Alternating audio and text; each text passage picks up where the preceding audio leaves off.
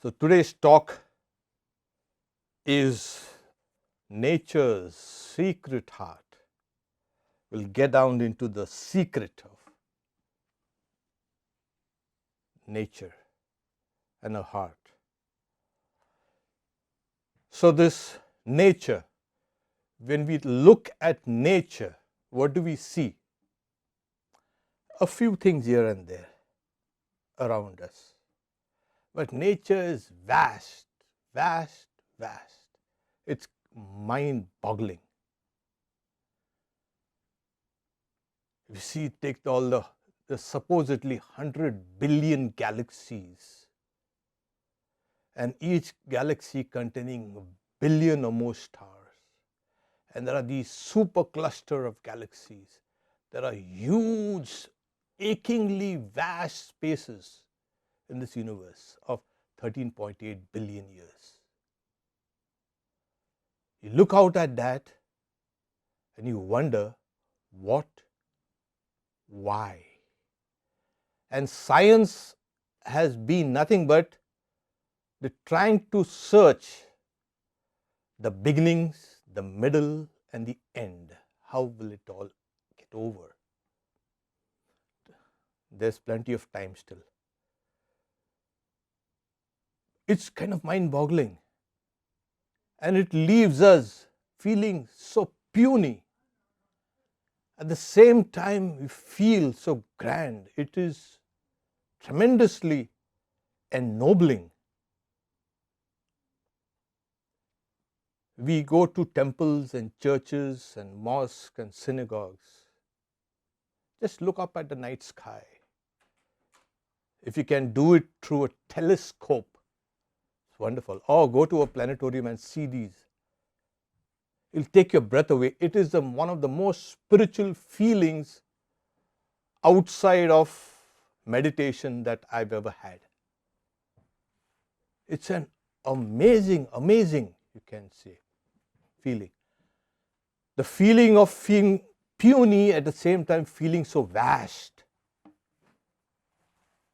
This is the world, and the diversity in this world, on this earth, is again staggering. What could have designed everything like this? I'm not trying to bring in a designer God.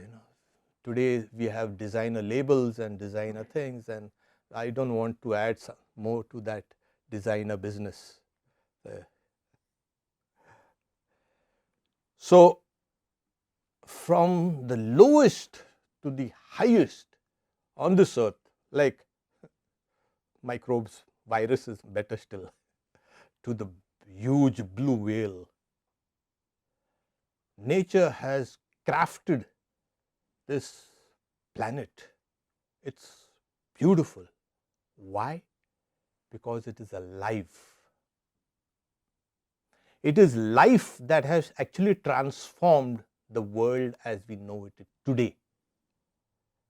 It wasn't like this before. Life took its tentacles in its kind of the world, in its grips. Yes. For billions and billions of years, life has transformed this earth. And in this variety and diversity. So this is another spiritual feeling that one can get if one can understand the depths of nature's work. She won't just die. Yeah. So it has been that eternal search as long as we have been looking out. But there are a few patterns to what we have known so far. It works on, one, the principle of evolution. It is an ancient, you can say, doctrine amongst the Sankhya philosophies in India. Nature works also on the same plan, the smallest as well as the largest works on the same plan. That we kind of know. Nature is cyclic. She's a great recycler. Oh yeah. The smallest reflects the largest. I won't explain it now. We'll come down to it later. And most importantly, there is an underlying unity beyond all the phenomena that we see around. So these are the few principles of nature in its workings. Now, there is always something called, Swami Bhaskarananda say, yeah, this is an ego crushing machine. The Ramakrishna mission is called the ego crushing machine. Yeah, without crushing your ego, there is no spiritual life. Forget about it. Your ego has to be crushed. Then spiritual life, real spiritual life begins. Okay. So what could be more ego crushing than peering deeply into nature, into its minutest, you can say, mechanisms, as well as peering out. We have got now James Webb telescope, trying to understand the beginnings of the universe. This is an ego crushing mechanism. Yeah, there it is. Go out, look, open your eyes and see everything around. It will crush your selfishness, because there is a vaster world outside that's living, and without that, you or me wouldn't be living at all. Okay. So another thing we've understood, that we are made of the same stuff that all the distant stars and galaxies are made of. In fact, the materials within us have been cooked billions and billions of years in these huge supernovas. It's only there that life actually began. People die for life. Yeah, those stars died for our life, so that we can live. So here we are trying to find our coordinates in space and time. Yeah, as you know, when we were young, we used to see these series on Cosmos. Okay, kind of amazing. So where do we start? Where do we end? Why are we here? How are we here? And there are some outlandish, you can say, theories flowing about. Leave them aside. Let them be outlandish. So the first study was the study of nature outside. Even in a hominid state, I would say, not just humans. We were not like this. We were never like this. And we will never be like this. We are evolving, don't worry. So in our earliest stage, we seen this world about, and then began our thinking, what is this? Now, when we see phenomena, we know, even in our bodies, that there is a soul, and there is something that soul that moves the body. So where did we get this idea? No, in fact, it's a most natural kind of idea. The earliest forms of religion was called animism, as they say. It was an animistic form of religion. And what is the anima? Anima is a soul, or the breath, or the puff of air, or the vitality. That was the whole idea. So we saw natural phenomena outside, also moving things, moving about. So we endowed those with souls. It's a most natural explanation. And that soul also inhabits here.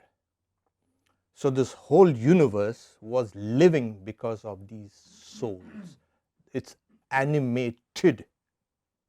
It is brought into life. So it is the supernatural power that organizes everything materialism. Right. It was there with us for millions of years. Millions. And that's the most remarkable, you can say, and most original and most universal conceptions of divinity. Yes, today we look back and laugh at those animistic ideas. Why? That was universal. And today's, I don't know what happened to us. We have become tribal. We have become parochial. We have become narrow in our religious ideas. We never developed those animistic ideas higher and higher. We did, it was only found in the Vedanta, nowhere else. So this was a living planet.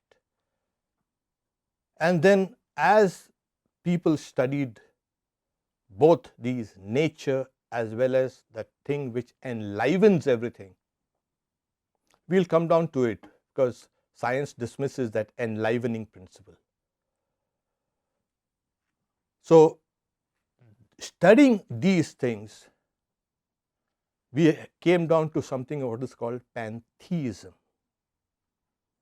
that it was the higher developed ideas that the entire universe is a manifestation or the creation of a God. Now when I say God, please don't bring that bearded gentleman here. Yeah, it's a reality. So here we have somehow in the middle, say about 10,000 or some years ago, even later than that, we had some very narrow ideas of religion. We discarded them. Today science is searching for what? You know what science is searching for? Neurologists and psychologists and whatever physiologists, even physics is going towards, you know what? Consciousness. You think they are studying matter? No. That's the final interrogation mark, the puzzle. They are studying actually consciousness. We are still searching it. Those guys, our ancestors had found it in animism. Okay. So this is the initial ideas about nature. When you looked about, there is nothing inanimate forever. That which is inanimate, now this looks like a paneling, wood. It was once a tree, living, and it will go back into the, again, the living. We wait for another couple of centuries.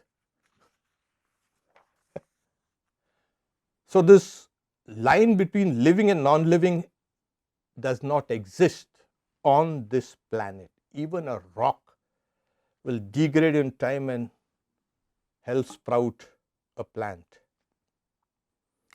So do we have many souls? And then these guys, they started churning, saying, you see, we just cannot have too many souls. We can they retained them, and they had something called an overarching, you can say, soul. That's what they call the reality. They retained, you know, it's always like that. The new philosophers come and try to demolish older structures. These old guys, they built up on the existing structures. It's always like every form of knowledge is, we stand on the shoulders of giants. Knowledge is incremental, slowly, gradually. So now we are very dismissive, we critical, we don't see the heart of what the search how it originated and how it progressed. So Vedanta took up this long stream of inquiry from the very beginning, and they developed higher and higher ideas while not demolishing the older ones. So that's why in Vedanta you will get a variety of different levels of inquiry and truths till we come down to the final truth.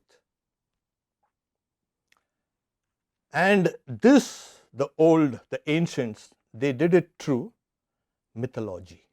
Yeah, there are many souls, and then they kind of have a unitary effect, kind of the god of gods. Zeus is the god. He sits on Mount Olympus. He has a family and all that. And so they were nothing but trying to get together all the different animas into one unitary whole. They did it through mythology. We do it through our stupidity. Yeah, somehow we just lost our moorings. We should have followed the thread of these great, you can say, not teachings, they were experiences. And we simply discarded them with the kind of, it's a kind of a convenient racial, ethnic or tribal ideas of religion. And that is touted off as real and being pushed down on everybody's throat and saying, this is what the whole thing is. No. It's highly, I don't know how, we became stupid somewhere down the line. Thank God for this age, those parochial, tribal, racial, ethnic ideas of religion and God are going out. If you see the landscape of religious inquiry, each and every culture and every human heart, there has been this eternal search. Why does it happen? Well, they always, especially the media, they're saying there's a God spot in the brain. There's also, they say, there's a God particle, and etc., etc. Why do we have to bring in this kind of things? Yes, that has been the eternal search of the human heart, the search for its own soul. And it knows if it can search its own soul, it can understand the soul of the universe. So these two streams of inquiry, nature, this is nature, and that which animates that nature. Call it God or reality or truth, but that is what this whole search was. So these two streams are actually not different. They are one in Vedanta. Now, in the earliest hymns of the Vedas, you have these sages who used to meditate, and they reach certain levels of super consciousness. When I say super consciousness, it's nothing to do with your subconscious or your conscious. It's an entirely new realm. And certain truths were flashed into them.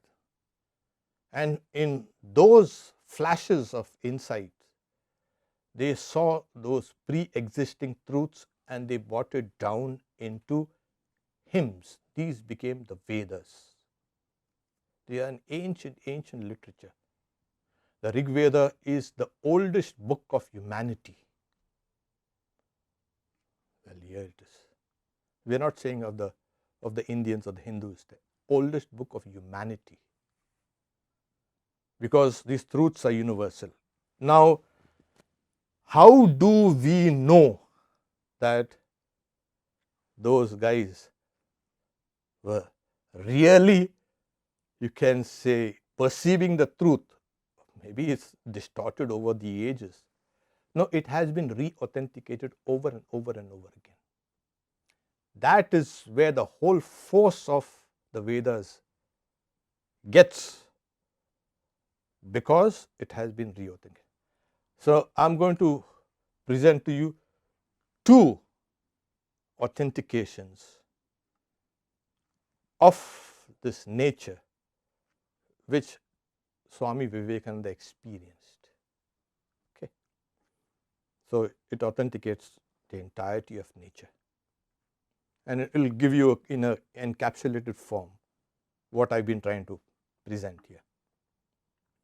So, Swami Vivekananda, he was, as I say, a dhyana siddha, that is, he was perfected in meditation. He was born perfected in meditation. Sri Ramakrishna himself says. So, he used to meditate even as a young kid. So, one day he was meditating in his room. He had already met Sri Ramakrishna, and he saw a vision. Not a vision, it's out of an experience. These visions and all, these are kind of, we can dismiss it off as just minor phenomena on your path. He had an experience, and he wasn't being able to interpret this. So, he comes to Dakshineshwar and tells Sri Ramakrishna about this experience. What he saw was a huge multicolored triangle changing colors, and from it was emerging universes, worlds and worlds and worlds. So, he comes to Sri Ramakrishna and tells him, this is what I say, I have seen it also. You have seen the womb of Brahman, the Brahma Yoni. So, here you have a kind of authentication. They actually saw, they experienced that the universe is being created at every moment. Universes are being created every moment. Today we talk about multiverses and this and that, and we've known all these things. They are kind of startling to people. So, kind of we saw, he now called it a Big Bang, but so this was first authentication of this vastness of nature, and nature is constantly producing newer and newer and newer species. We are in the 5th or the 6th mass extinction. We've had mass extinctions over and over, and every time there was a mass extinction which lasts for millions of years, life has sprung back again in renewed vigor. So, nature, creation is not dull and dead, it is ever active. So, it is living. So, in this living, we have another experience of Swami Vivekananda. In his wanderings in the Himalayas, he came with his other brother disciple, Swami Akhandananda. They came to a place which is now near Almora. It's an old town. Down there, there's a river, the river called Koshi. It flows down from Nepal. And it's a sacred river, and so they went up there, and Swami Vivekananda, as you know, they had a bath in the river. I mean, it's a small, swift flowing. It's not a river, rather, it's more like a stream there, because it's just coming down from the Himalayas. There was an old sacred tree called a peepal tree, and there was a cremation ground behind. It's empty. When I went there, it was the most amazing place. So quiet and so peaceful and so spiritual, kind of amazing.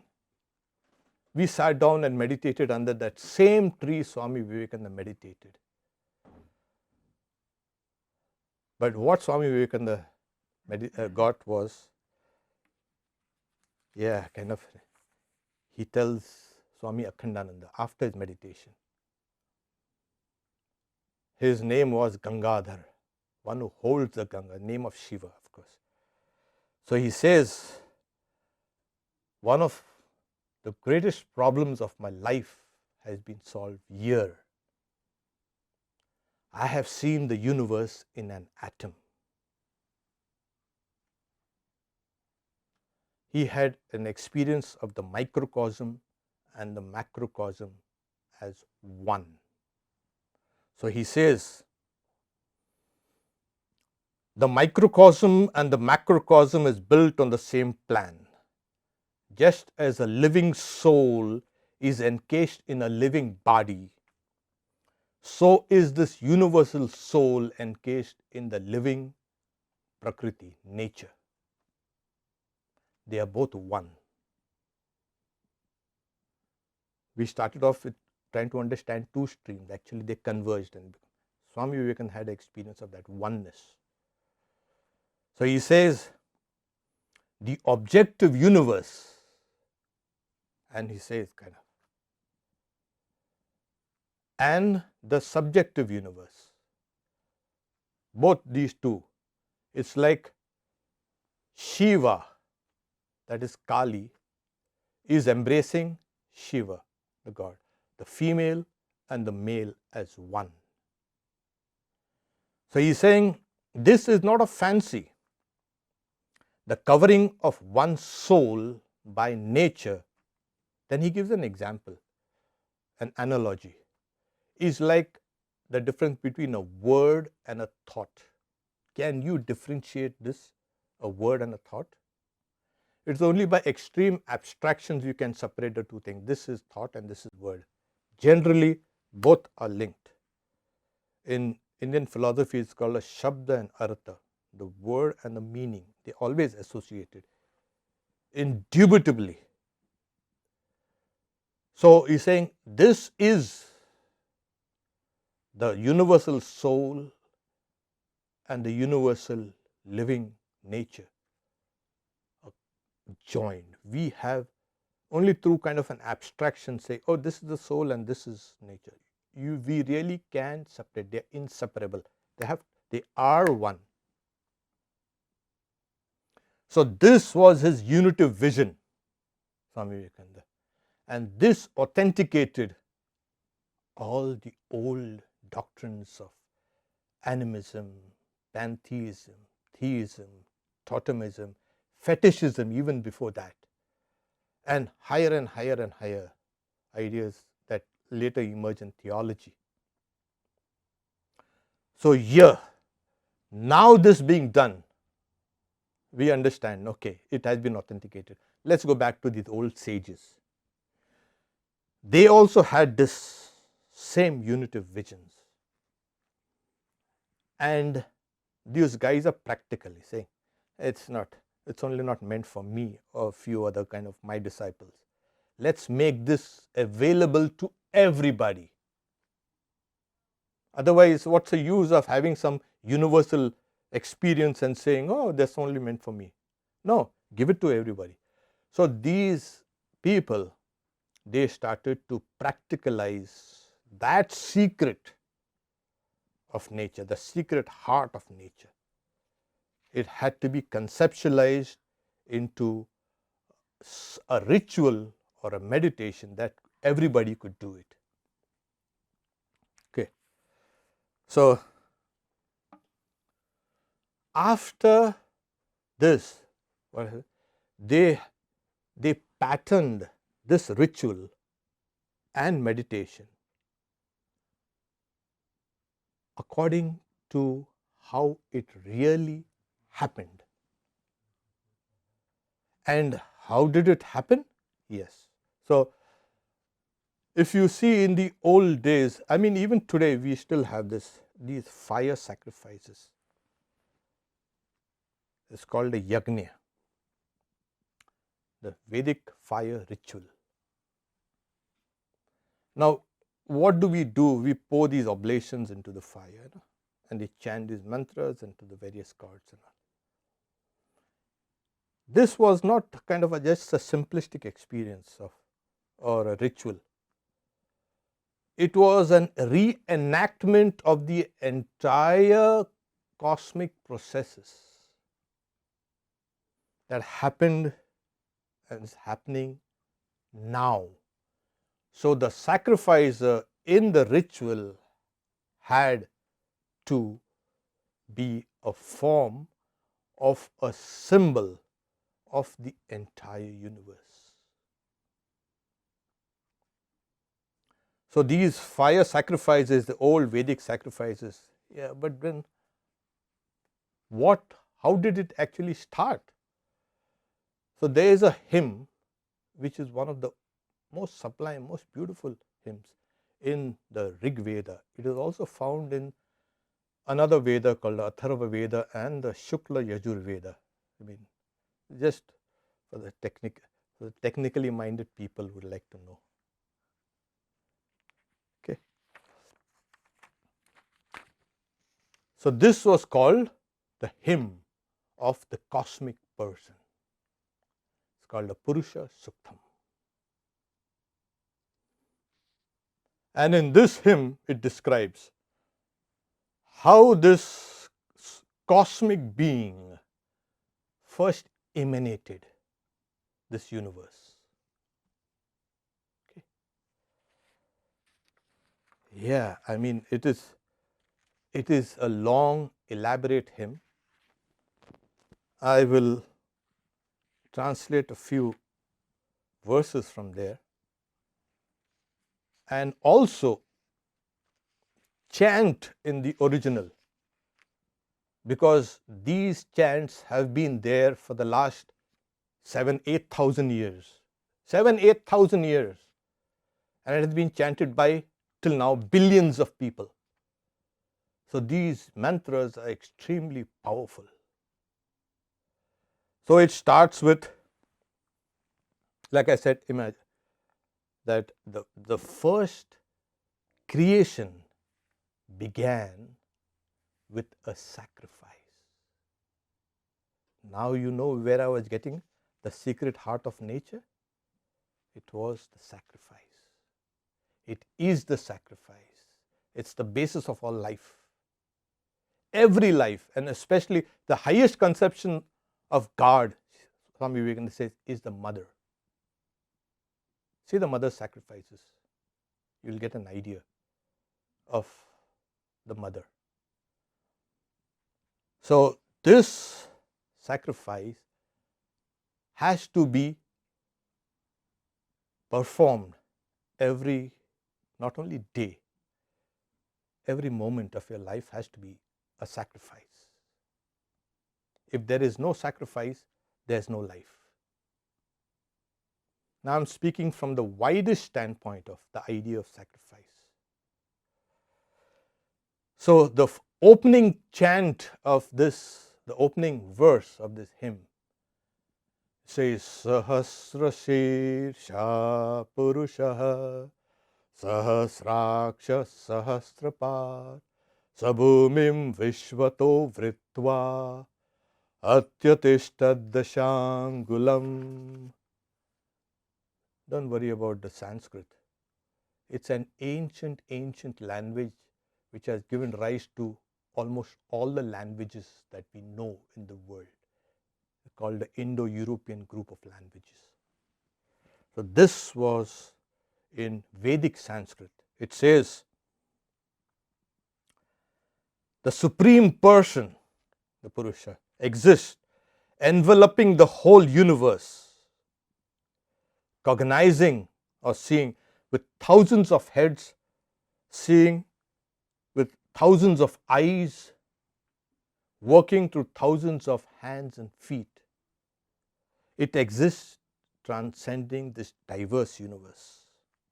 It is the past, it is the present and the future. It is the Lord of deathlessness. It is beyond the range of, you can say, ordinary vision. So your hands, your eyes, your mouth, your feet, your brains, your everything, that's mine. Sorry, you're completely wrong. The hymn says it belongs to that supreme cosmic person.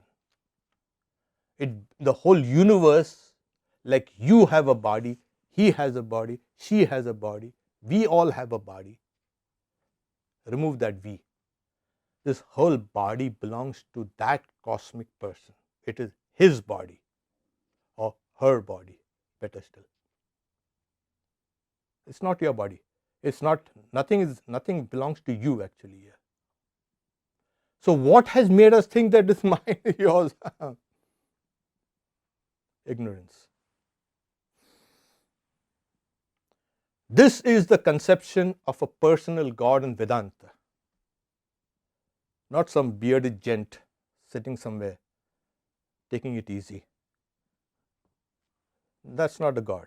The personal God is the sum total of all the souls, Swami Vivekananda says.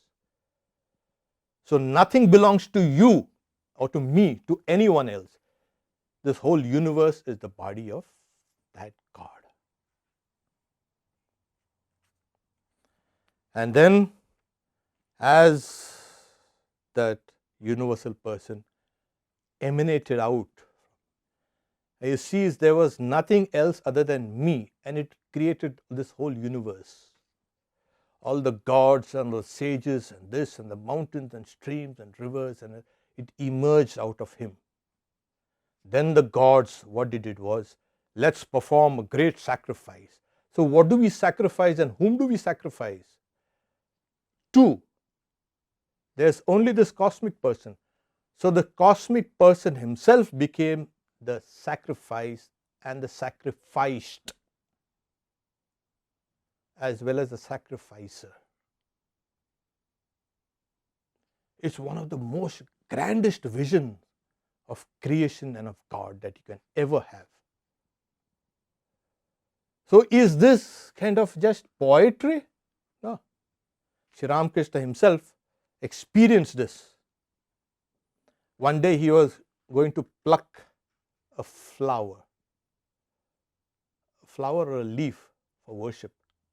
He plucked, and then the moment he plucked it, immediately he got the whole vision of the Virat, the cosmic person. And he saw all the flowers and all the flowering shrubs and plants and trees are like just garlands over this cosmic person. And as if the cosmic worship has just been over with flowers strewn about. He's saying, from that day on, I could not pluck a leaf or a flower. So he saw the entirety of creation as the body of God. People talk about environmentalism and this and that and all. You know what we are doing? We are killing this environment when we have a material, you can say, vision of it. So if you can spiritualize it, then it is your responsibility to take care of everything in this universe. Don't harm life. That does not belong to you. So until unless we spiritualize our vision of this universe, we'll be destroying it. And we have been destructive. Take for instance the Native Americans here, the First Nation people, how they saw the rivers and the forest and the mountains and as sacred. And we call them natives. Not only the natives, primitive. Look at that and look at us. Go to that landfill there and you'll see what humanity is right now. Oh yeah. Look at all the wars. Look at all the untold sufferings to millions and millions of people. This is humanity? What a dim view of humanity we have got. So till we can rise up to this level, it's just impossible for us to become spiritual. People think like we can put some marks and put some clothes and put some, you can say, beads and go to 20 temples every day, and that's spiritual. That's not spiritual at all. You're being kind of religious and you're going along with something that pulls you in. Spirituality is a completely different, you can say, view of life and the world. So this hymn was there. Then the gods then performed a sacrifice. Since there exists nothing but the cosmic person, it became the sacrifice and the sacrificial offerings. So this emerged, that emergence of this universal cosmic man called Virat. And in Vedanta, this is the first stage of understanding the external and internal world. So, to proceed, I won't burden you with that, with the rest of the hymn, but then there's a verse that comes. Vedahametam purusham mahantam aditya varnam tamasa parastat. Saying, I have known that supreme cosmic person, which is resplendent like the sun. Sun in this? Knowledge. Which is beyond all darkness of ignorance. I have known him. This is the proof. This is what you need to experience. What is God experience? Oh, I had a vision of God. That is that kind of a vision, kind of that. When the baby plays in the mud puddle, it thinks the whole world is a mud puddle. Yeah. So this is the grandest view of God. So he's saying, I have known, Vedahametam. This is the proof. I have known. The sage is saying, I have known this. People sit down with their closed eyes and take a little name of God and think like, oh my God, I'm going to heaven. Sure, I'm going to heaven. Heaven. All heavens and hells are within you if you can see it. So this is, even in the, let's switch on to, from the old Rig Veda to the Bhagavad Gita. Even there are these similar verses. Sahayagnya praja srishtva purovacha prajapati. So here he says, in the ancient days, having created the beings together with the sacrifices, the Lord said, by this you multiply. Let this be your yielder of coveted desire. So humans were created, all life was created, not humans, sorry. All life was created together with the sacrifices. A human now is a sacrifice. Only then can you understand the heart of nature. A human, or every life, is a sacrifice. Then they say, as you meditate on the gods indeed will grant you coveted enjoyments. One is certainly a thief who enjoys things without offering it to them. It belongs to them, the gods. Deva bhavayata anena te deva bhavayantuna parasparam bhav. So you will prosper only when you acknowledge that these are the gifts that you have received from the gods, and you've got to return it to them. Otherwise, you say, and one of those tough verses, tough words in the Bhagavad Gita, that person is a thief. So you know what it is. So he's saying the gods will grant you everything. So let these gods nourish you. Nourishing one another, you can attain the supreme goal. So like I said, these gods are these great animating spirits, animating everything. So you do your bit for nature, nature does its bit for you. Then both will prosper. Otherwise, we don't know what will happen. So, like I said, this yajna was a symbolic reenactment of the entire process of creation. Creation is not started there and then it end there. No. This is another point in Vedanta which needs to be kind of emphasized. People who want to study Vedanta. Creation is a continuous process. There is no end time, there is no beginning time in Vedanta cosmology, creation is continuous. Otherwise, you will have to have a God who sleeps or is dead. Wherever there is creation, there will be a creator. You cannot have a creation that's coming out of nothing and saying, yeah, then God came. Sorry. Both these things have to be together. Where there is a creation, there is to be a creator. The creator is now planted firmly into creation. It's not something outside. This is that old idea of animism and pantheism and all these things. Beautiful ideas. And like I said, we became stupid and became narrow. It was more of political expediency and all these kind of things,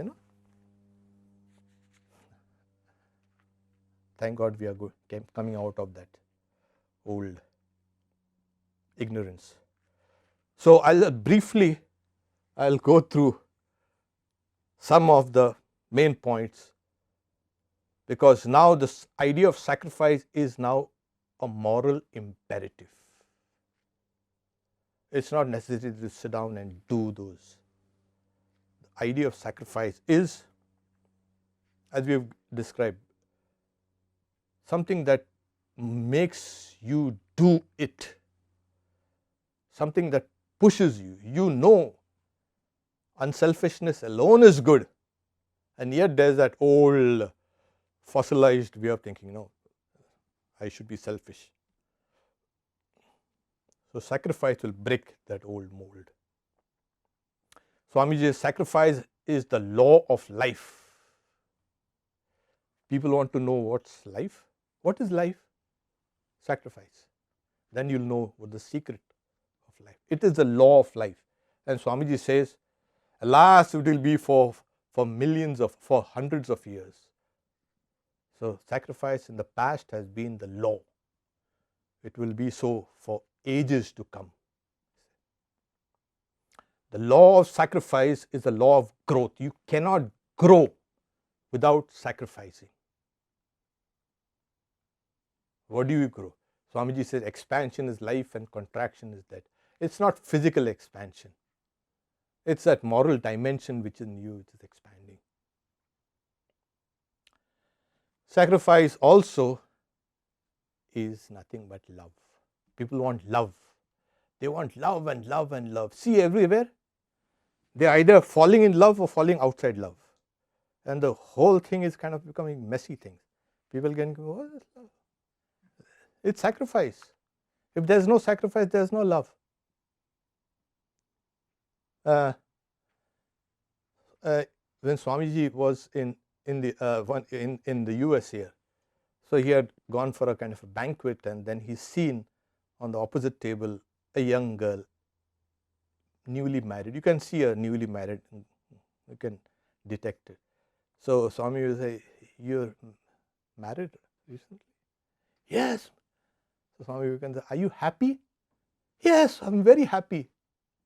So Swami Vivekananda, in his characteristic way, you are the only girl in the whole world after getting married is happy. So suddenly then she asks, is there no happiness, Swami, in marriage? Yes, there is. If you look at marriage as a sacrifice. Here it is. So I think we've covered most of the things. And what else? Okay. Every meal in the Ramakrishna Order begins with a prayer, which is from the Bhagavad Gita, and most of you all know. Brahma Rupanam Brahma Havir. I won't say the whole thing, but I'll feel hungry. But the translation is, Brahman is the ritual. Brahman is the offering. Brahman is the one who offers to the fire of Brahman. If one sees Brahman in every action, one will find Brahman. So where do you seek the heart of nature, the truth, the God, or whatever you like to know? Through this sacrifice. It's not only, it's a pre-lunch chant. It has to cover all the actions. If one sees Brahman in every action, one will find Brahman. So this is the Brahma Yajna, the sacrifice of Brahman. So in whatever you do, in whatever you love, whatever you serve, in your thoughts, words and deeds, if you can take this up, that this is a sacrifice, then will come liberation. Then only will come liberation. People want some liberation with some kind of disembodied state somewhere, hanging about, doing what we. I asked somebody, I asked myself when I was very young, what do you do when you go to heaven? What will you do there? You're already bored here. You go in there and do, because there's no eating, no drinking, no sleeping, no diseases. What kind of state of existence is that? Sorry, I'm not interested. So I concluded a long time ago when I was young, that's not meant for me. So here is heaven. Here is a sacrifice. Here is God. Here is nature. This is the secret of nature, the secret heart of nature, sacrifice. And if we can understand this, our lives will pattern the entire creative processes that are going on. You will be offering your oblations into this mighty universal fire presided over by that cosmic person. Om, peace, peace, peace, in the name of the Lord Ramakrishna. The question is the sacrifice something like the Christian thing of serving? You know, this idea of sacrifice is somehow intuitively felt, and it is universal. Every religion has this idea of sacrifice. Without this idea of sacrifice, there can be no religion. Christ sacrificed himself for the others. Can you see? That's a high sacrifice. And what you do in church is a reenactment of that sacrament, isn't it? I think I'm not wrong here. Yeah, so it's the same thing. It is this reenactment of this idea of a universal sacrifice. So if you take Christ as the universal cosmic man, yes, here you are. It's a reenactment of a sacrifice. And that's why they say, you take up your own cross. That is religion. That is, you've got to do what he did. Saying you're preaching Christ, you've got to be like Christ. That is Christianity. Like when you speak about Buddhism, you've got to be like the Buddha. That is. So, thank you for the question. It is the perfect question, and it is found in every form of ritual, in every form of prayer, in every form of mythology. This idea of sacrifice is central to every religion. Take it off, everything goes out. Take sacrifice out from society, everything collapses. Take sacrifice away from individual life, it collapses. People sitting down, getting depressed, becoming insane. Look at that. Yeah, what are you doing? Go out and help and love and serve others. Then you will open your own heart, and then you will progress. Sitting simply croaking and throwing cold water in the enthusiasm of others. Oh, the world is bad. The world is poor. The world is stupid. The world is, oh, you are so grand here. So this is the idea that has been, even mothers, when they teach their children, oh, you must share the sweets with them. That is the idea of sacrifice. And besides, humans are designed to live socially. We cannot live in a vacuum. Nobody. our bodies and minds are designed to live with others. And when you're going to live with others all your life, you need to sacrifice. Mind. Thank you. What is it that we are actually sacrificing? The idea of the ego, the selfishness, the limitedness, and everything that is narrow. Sacrifice that. Because if that is what is contracting you, you will not be able to sacrifice correctly. What is it that we are giving to the universal one if it is already the universal one? That's a nice question. If it is, yeah, but do you feel everything belongs to the universal one? When you feel it, then you stop sacrificing. When you don't feel it, you keep on. Because the universal person, the cosmic person, it is everything belongs to him, and it was the beginning, middle, and end. Somehow you have the idea of distinction, you and I and everybody. So till that distinction is eradicated, keep on sacrificing. That will take us to that ultimate realization. Okay, thank you for the question.